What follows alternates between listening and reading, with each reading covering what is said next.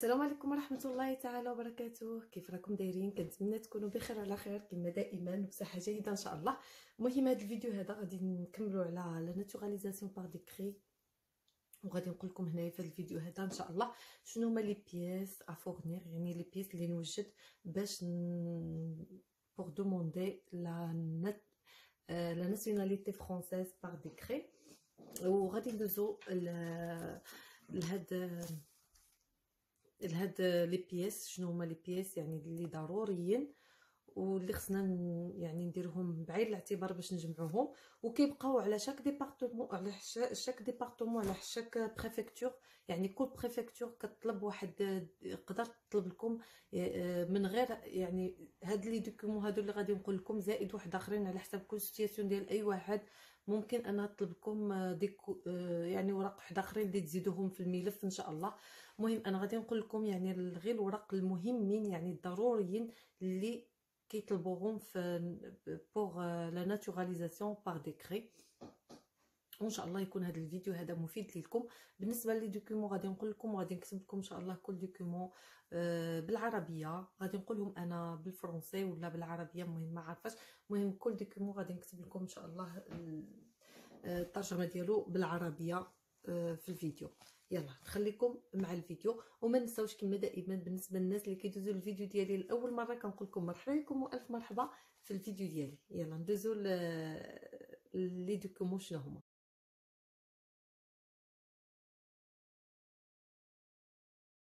La demande d'acquisition de la nationalité française DUM remplie en double exemplaire. طلب الحصول على الجنسية الفرنسية في نسختين.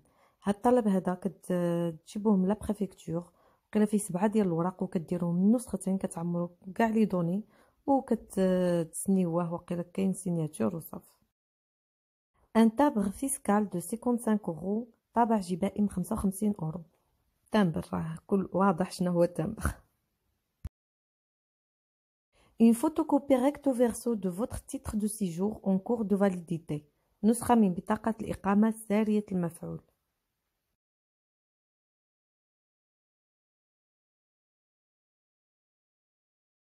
Les justificatifs de votre état civil. الوثائق المتعلقة بالحالة المدنية، وهادو إن شاء الله غادي نهضر فيهم في آخر الفيديو.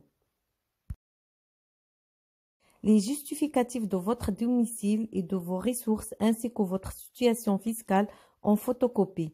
الوثائق المتعلقة بالسكن والمداخل وكذلك الوضع الضريبي، وكذلك هادو غادي نهضر عليهم ديتايي في الآخر ديال الفيديو.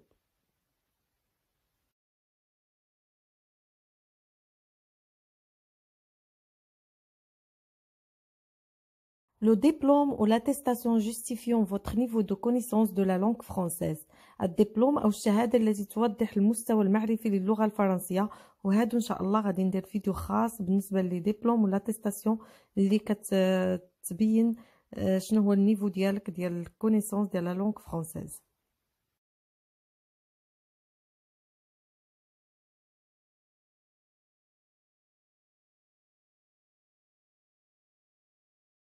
Les documents relatifs à votre situation militaire. الوثائق المتعلقة بالحالة العسكرية بالنسبة كمثال كقدماء المحاربين.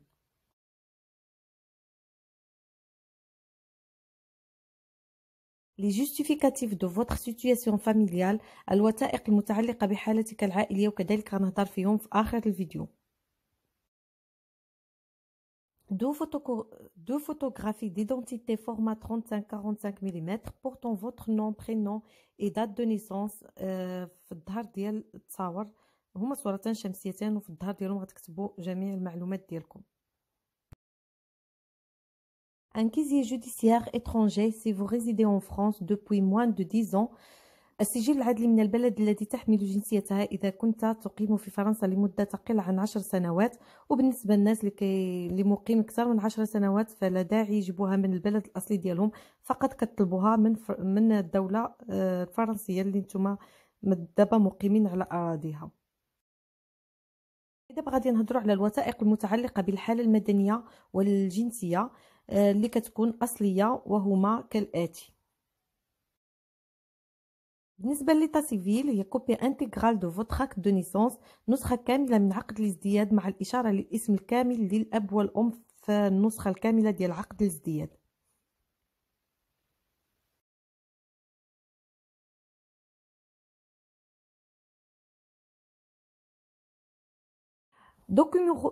Documents relatifs aux dates, lieux de naissance et si nécessaire de mariage de vos pères et mères. الوثائق المتعلقة بتواريخ وأماكن الميلاد، وإذا لزم الأمر غادي يطلبوا لكم كذلك عقد الزواج بالنسبة للوالدين ديالك.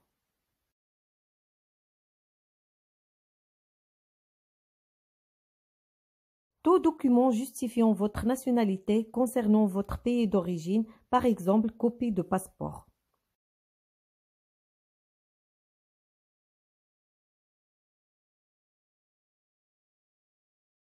الوثائق التي تثبت جنسيتك فيما يتعلق ببلدك الأصلي، على سبيل المثال نسخة من جواز السفر. مهم أي وثيقة كتثبت الجنسية ديالك، شنو هي الجنسية ديالك. Si nécessaire, tout document justifiant d'une modification de votre nom، أي وثيقة تثبت أنك قمت بتغيير اسمك العائلي في حالة تغيير الاسم. كاينين اللي كيغيروا الاسم ديالهم في البلد الاصلي ديالهم، الاسم العائلي كيكونوا كيغيروه ولا شي حاجه. الا كان في هذه الحاله غيرتي الاسم، فاي وثيقه كتثبت انك غيرتي الاسم ديالك العائلي. غادي نهضروا على الاوراق الخاصه بالسكن والمداخيل والوضع الضريبي، ففقط كيطلبوا نسخه منهم، والاصليين كتحتفظ بهم الى يوم المقابله، كديهم ملي كتكون عندك لونتروتيان. فكيل جوستيفيكاتيف دو دوميسيل افورنير، شنو هي الوثائق المتعلقه بالسكن اللي خصني نعطيها، اللي نديرها في الملف ديالي.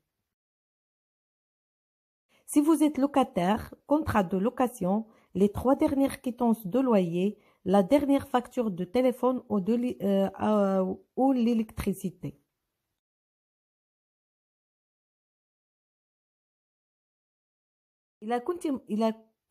إذا كنت هنايا راني غلطت وراني كتبت بحال اللي كنكتب الدارجة. إذا كنت مستأجر عقد الكراء و3 إيصالات الإيجار 3 الأخيرة وآخر فاتورة الهاتف أو الكهرباء. Si vous êtes propriétaire, l'acte de propriété.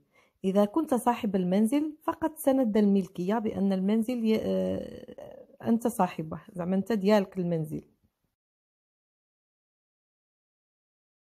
Si vous êtes hébergé, attestation d'hébergement, justificatif d'identité de la personne qui vous héberge.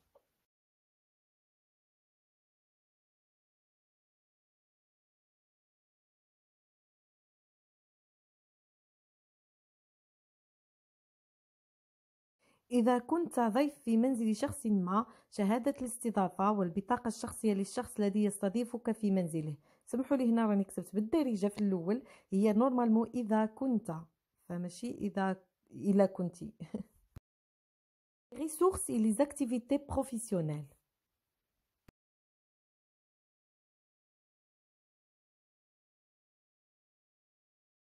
Si vous êtes salarié, les certificats de travail concernant si possible les 3 dernières années, le contrat de travail en cours indique le salaire, la date d'entrée, l'emploi occupé, les 3 derniers bulletins de paie de salaire ou de paie. هادو هما اللي كيطلبوهم ضروريين.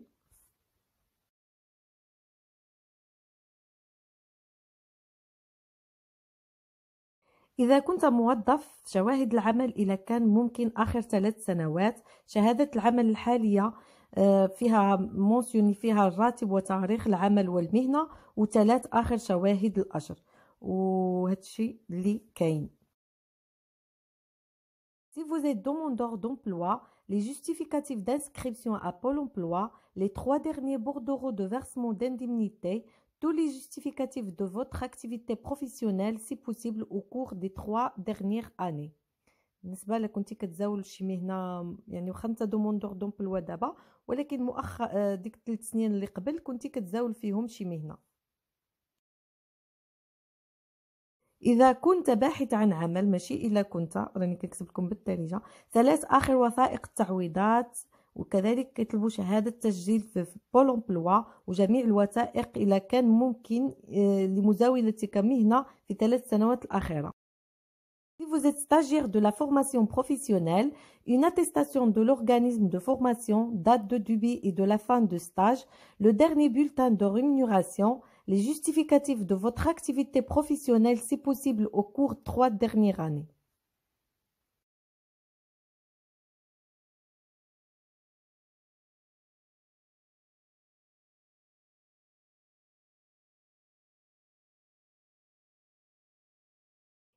إذا كنت متدرب في التدريب المهني، شهادة من مؤسسة التدريب، تاريخ بداية ونهاية التدريب، وآخر شهادة تعويض. إذا كنت زاولت مهنة من قبل، جميع الوثائق تثبت مزاولة مهنة في 3 سنوات الأخيرة. وسمحوا لي أنا كنخاطب سواء المرأة ولا الرجل، يعني مؤنث ولا مذكر. سمحوا لي إلا كتبت هنا فقط يعني بحال اللي كنخاطب المذكر. Si vous êtes artisan, commerçant, exploitant agricole ou gérant, l'extrait aux matriculations au registre du commerce ou des métiers, les statuts de la société pour les dirigeants ou associés, le bilan financier des 3 derniers exercices et le bordereau de situation fiscale de la société dont vous êtes soit actionnaire, soit gérant.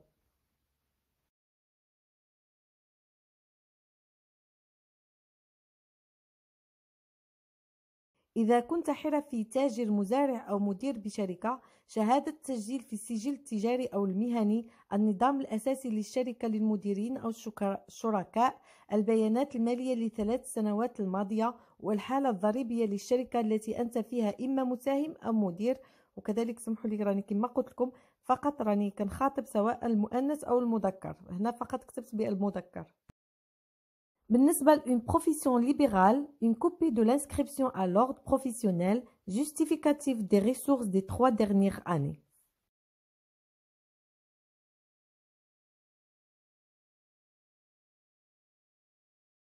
مهنة الحرة، بالنسبة للمهنة الحرة نسخة من التسجيل المهني والوثائق التي تثبت الموارد خلال 3 سنوات الأخيرة.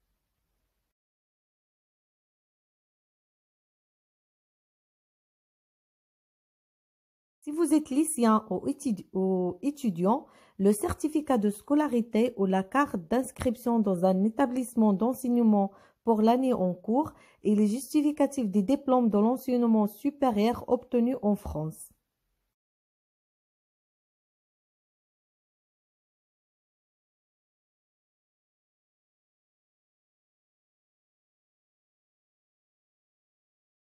إذا كنت تتابع دراستك، فشهادة مدرسية أو بطاقة تسجيل في مؤسسة تعليم أو كذلك دبلومات التعليم العالي المحصل عليها في فرنسا.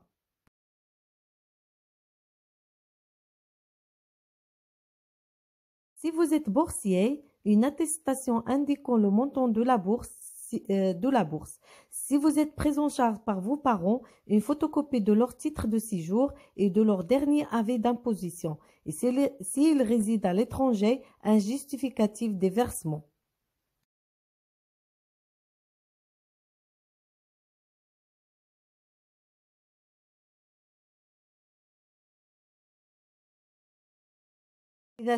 إذا كنت مستفيد من منحة دراسية، شهادة المنحة، وإذا كان والديك مكلفين بمصاريف دراستك، نسخة من بطاقة الإقامة لوالديك، وآخر إشعار الضرائب. إذا كانوا الوالدين مقيمين خارج فرنسا، أوراق تثبت الحوالات التي يرسلها والديك.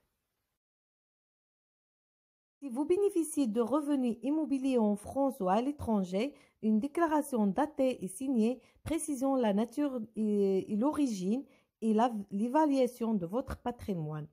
Une attestation bancaire précisant le montant des revenus de votre patrimoine et le montant et la périodicité des versements si vous avez des revenus provenant de l'étranger.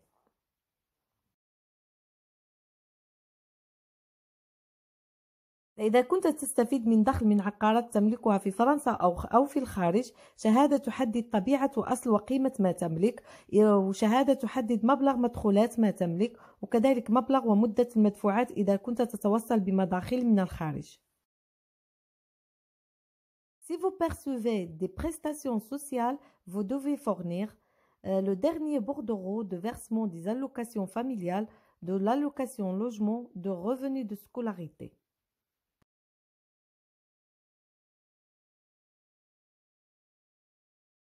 إذا كنت تستفيد من المساعدات الاجتماعية، آخر الحوالات فيما يخص المساعدات العائلية والسكن والتمدرس وإلى آخره.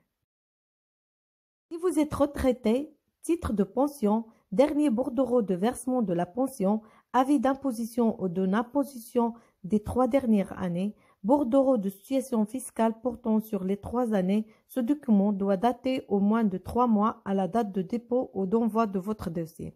بالنسبه لهادو الاخرين انا ما درتلهمش الترجمه بالعربيه، ولكن راهم واضحين. بالنسبه لي غوتريتي، شهاده التقاعد، مهم راه واضح، كل شيء واضح. لا راني كتبت هادو بالعربيه. اذا كنت متقاعد، شهاده التقاعد واخر دفع التقاعد، اشعار الضرائب لمده 3 سنوات الاخيره الا يتجاوز 3 اشهر من تاريخ ايداع الملف. هنا راني كتبت هذه الترجمه، ولكن وقيلا مورا هادو ما كاينش ترجمه ديال بعض Vous percevez une pension ou une allocation en raison d'un handicap ou d'une invalidité. Il faut une décision de la Commission des droits et de l'autonomie des personnes handicapées en cours de validité mentionnant le taux d'invalidité. Si nécessaire, attestation de travail en structure de travail protégée, carte d'invalidité et bordereau de versement d'une pension ou d'une allocation d'invalidité. Avis d'imposition ou de non-imposition des 3 dernières années, bordereau de situation fiscale portant sur les 3 dernières années. Ce document doit dater de moins de 3 mois à la date de dépôt ou de l'envoi de votre dossier. هادو ما درتلهمش الترجمه، فاستسمح. ولا كان شي تساؤل خليوه لي في الكومنتير. Vous êtes pris en charge par un proche, parent ou conjoint, justificatif des ressources de la personne qui vous prend en charge et avis d'imposition ou de non-imposition des 3 dernières années. Bordereau de situation fiscale portant sur les 3 dernières années. Ce document كذلك doit être daté de moins de 3 mois de la date de dépôt ou de l'envoi de votre dossier. S'il s'agit de vos parents, une copie recto verso de leur titre séjour.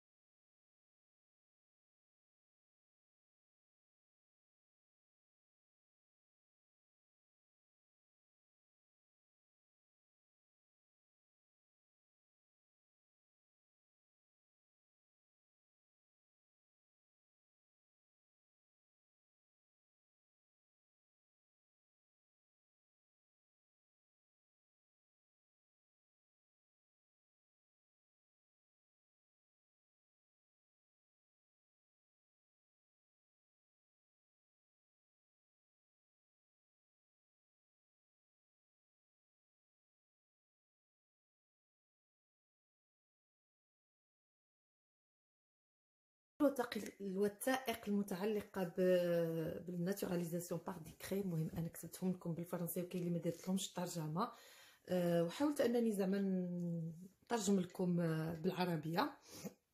فكنتمنى يكون الفيديو نال الاعجاب ديالكم. وفي الاخير كتبقى كل بريفكتور وشنو كطلب على الحاله ديالك على حسب الحاله ديال كل واحد، وممكن انهم وثائق اخرى يعني يطلبوها لك. وكذلك انت الا شتي واحد الوثيقه غادي تدعم الدوسي ديالك فما ترددش، واخا هما ما يطلبوهاش فما ترددش ان تضيفها في الدوسي ديالك. بحال مثلا الا كان عندك شي انخراط في شي جمعيه ولا شي نشاط ولا شي اشتراك كما قلت لك في شي جمعيه، كذلك زيدهم في الملف ديالك باش تعطي واحد دعم الملف ديالك بانك يعني باغي تحصل على هذه الجنسيه الفرنسيه. وبالنسبه للوراق راهم كيطلبوا كاينين شي وراق كيطلبوهم يكونوا اصليين، وكذلك بحال عقد الزواج. لا، بالنسبه لعقد الزواج وعقد الازدياد فكيطلبوا النسخه الكامله. وكذلك بالنسبه للاوراق اللي ماشي بالفرنسي اللي ما مكتوبينش بالفرنسي فكيطلبوا لهم الترجمه، يعني من الاحسن نديروا الترجمه. ولكن بالنسبه للوراق اللي كيكون فيهم الفرنسي والعربيه فماشي مشكل، هادوك كيكونوا مقبولين. يعني بحال مثلا كاين ديك النسخه الكامله كاينه نورمالمون كتعطى بالفرنسيه، ولكن كاين شي ورق كيكونوا مكتوبين يا اما بالعربيه كيكونوا في نفس الورقه عربيه فرنسيه، فهادوك راهم كيقبلوهم، يعني ماشي مشكل، ماشي ضروري دير لهم الترجمه.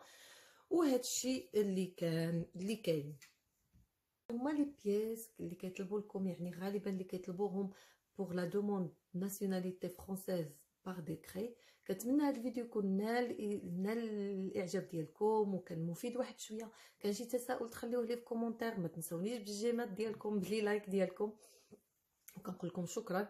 وكنتمنى ان شاء الله الفيديو القادم غادي نشرح لكم لي ديمارش باش نحطوا لو دوسي ديالنا ديال دوموند ناسيوناليتي فرونسيز باغ ديكري، وشنو هما لي ديمارش، شحال المده كتاخذ باش كياخذ الواحد لا ريبونس.